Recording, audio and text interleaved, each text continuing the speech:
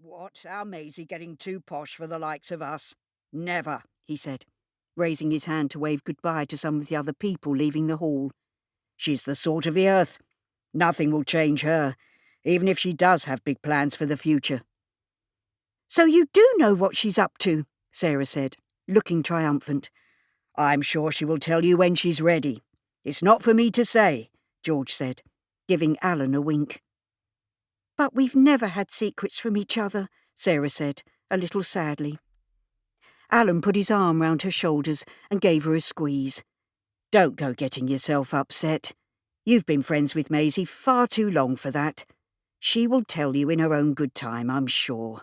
She might not drop her ages as much, now that she dresses the important women of Erith, but she's still the Maisie we know and love.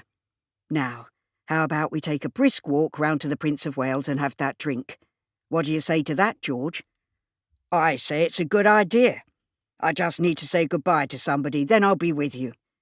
By the way, did you spot Betty and Douglas over there? Looks as though they're making their way towards the door.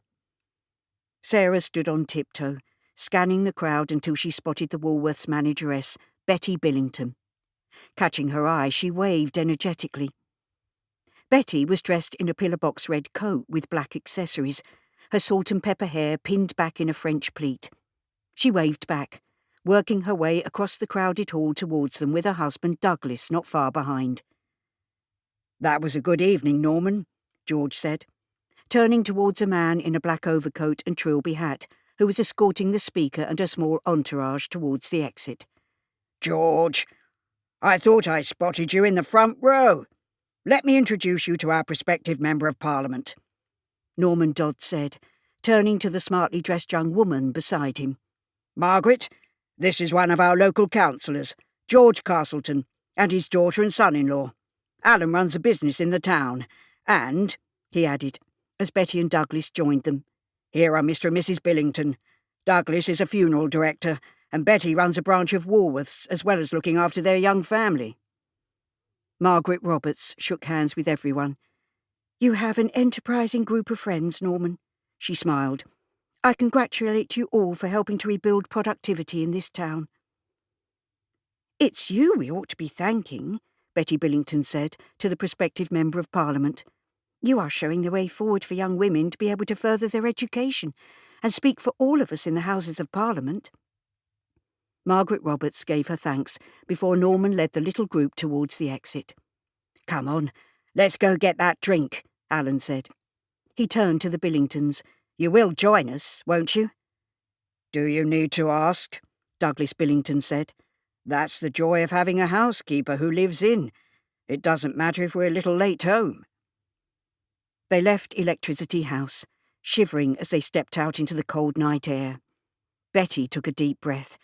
Ah, that's much better.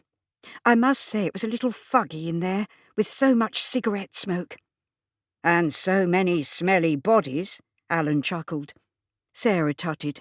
You shouldn't say such things, my love. Many of those people must have come straight from work. I'm just pleased we had a good turnout and were able to listen to the people who will represent Dartford and Erith in the elections. I know who will be receiving my cross on the ballot paper. Alan? Alan had stopped to gaze into the showroom windows that looked out over Pier Road. That's the business to be in, he said, nodding to the display of wireless sets arranged around a television with a polished wood cabinet. That's the future, right there in that display.